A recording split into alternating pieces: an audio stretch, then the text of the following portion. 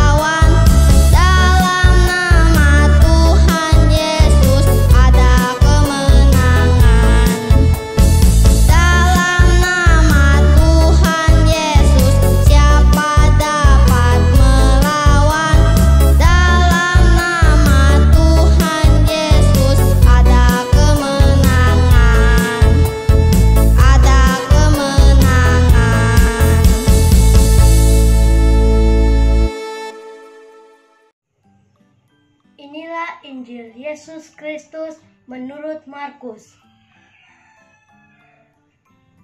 Kemudian Yesus beserta murid-muridnya berangkat ke kampung-kampung di sekitar Kaisarea Filipi. Di tengah jalan, ia bertanya kepada murid-muridnya.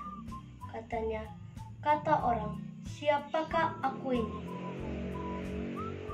Jawab mereka, ada yang mengatakan Yohanes Pembaptis, ada juga yang mengatakan Elia, dan ada pula yang mengatakan seorang dari para nabi. Ia bertanya kepada mereka, tetapi apa katamu, siapakah aku ini? Maka jawab Petrus, engkau adalah Mesias. Lalu Yesus melarang mereka dengan keras supaya jangan memberitahukan kepada siapapun tentang Dia.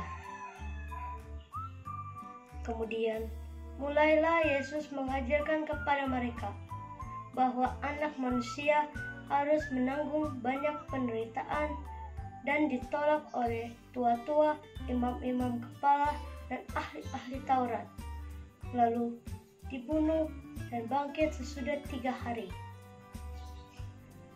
Hal ini dikatakannya dengan terus terang.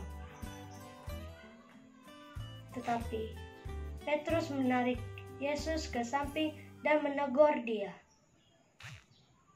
Maka berpalinglah Yesus dan sambil memandang murid-muridnya, ia memarahi Petrus. Katanya, "Anyahlah iblis, sebab engkau bukan memikirkan apa yang dipikirkan Allah, melainkan apa yang dipikirkan manusia." Lalu Yesus memanggil orang banyak dan murid-muridnya dan berkata kepada mereka, "Setiap orang yang mau mengikuti aku, ia harus menyangkal dirinya, memikul salibnya, dan mengikuti aku. Karena siapa yang mau menyelamatkan nyawanya, ia akan kehilangan nyawanya. Tapi barang siapa kehilangan nyawanya karena aku dan karena Injil, ia akan menyelamatkannya." Demikianlah Injil Tuhan. Terpujilah Kristus. Halo adik-adik, perkenalkan nama aku Kalia dari Bina Iman Wilayah 3. Kali ini kita akan berkenalan dengan sahabat Yesus yang namanya diawali dari huruf L-A-Z. Kira-kira siapa ya nama sahabat Tuhan Yesus itu? Ya, benar, dia adalah Lazarus. Siapa yang pernah mendengar cerita tentang Lazarus? Nah, pasti ada yang belum pernah dengar kan? Cerita tentang Lazarus ini dapat kita baca dari Injil Yohanes 11 ayat 1 sampai 44. Sekarang kakak mulai ya, duduk manis dan dengarkan ceritanya. Ada seorang Lazarus yang berasal dari Betania. Dia mempunyai dua saudara yaitu Maria dan Marta. Saat Lazarus sedang sakit, saudaranya sangat sedih. Tetapi mereka tetap merawat Lazarus dengan sangat baik. Sampai pada akhirnya Lazarus meninggal. Mereka pun sangat sedih. Akhirnya Lazarus dimakamkan. Setelah 4 hari pemakaman Lazarus, Yesus tiba di rumah Maria dan Marta. Marta menangis sambil berkata, "Tuhan, sekiranya Engkau ada di sini, saudaraku tidak akan mati." Tapi Yesus mengatakan, "Saudaramu akan bangkit." Pergilah mereka ke makam Lazarus. Yesus berkata, "Lazarus, mari keluar." Seketika keluarlah Lazarus dengan penuh kain kafan. Lazarus pun bangkit. Wah, hebat ya Tuhan Yesus. Dalam masa pandemi ini, banyak orang yang meninggal karena COVID-19.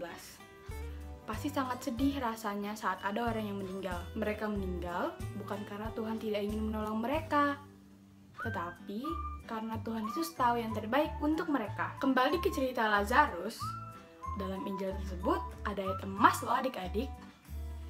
Yuk kita baca dan kita hafalkan bersama-sama. "Akulah kebangkitan dan hidup, barang siapa percaya kepadaku, ia akan hidup." Yuk ulangi. "Akulah kebangkitan dan hidup, barang siapa percaya kepadaku, ia akan hidup." Lazarus menderita sakit, lalu meninggal. Apa yang perlu adik-adik lakukan agar keluarga adik-adik selalu dalam keadaan sehat? Lalu, bagaimana sikapmu saat ada yang sakit? Salah satunya, kita harus membiasakan pola hidup sehat agar lingkungan dan orang-orang di sekitar kita juga ikut sehat. Kakak dan keluarga juga pernah loh merasakan sakit COVID, hilang penciuman, dan juga indera perasa. Untungnya, kakak dan sekeluarga tidak merasakan sesak nafas. Akhirnya, puji Tuhan, kakak dan papa mama kakak serta adik-adik kakak juga akhirnya sembuh karena kami saling mengasihi dan saling mengerti. Contoh perilaku hidup sehat yang dapat kita lakukan adalah mencuci tangan dengan cara yang tepat dan langkah-langkah yang tepat. Berupaya agar keluarga kita selalu minum air bening dan makan makanan yang penuh nutrisi. Contohnya apa sih makan makanan yang penuh nutrisi itu? Ya, betul sekali. Makan buah, sayur, susu, dan makan makanan penuh protein lainnya. Yang terakhir, jangan lupa pakai masker ya. Ingat ya adik-adik, Tuhan Yesus mau bersaudara dengan semua orang dan mau hadir dalam setiap peristiwa dalam hidup kita. Bersama Yesus kita pun diundang untuk mengikuti hidup sehat dan saling peduli. Sekian dari renungan Kak Lia, sampai jumpa, Tuhan berkati. Marilah kita berdoa. Dalam nama Bapa dan Putra dan Roh Kudus. Amin. Tuhan Yesus Kristus, kami tahu bahwa Engkaulah Putra Tunggal Allah, Penyelamat dunia. Bantulah kami agar semakin mengimanimu. Amin. Kemuliaan kepada Bapa dan Putra dan Roh Kudus seperti pada permulaan, sekarang, selalu, dan sepanjang segala abad. Amin. Dalam nama Bapa dan Putra dan Roh Kudus. Amin. Bagaimana teman-teman? Seru bukan biar hari ini? Kita jumpa lagi minggu depan ya. Jangan lupa tersenyum. Tuhan memberkati.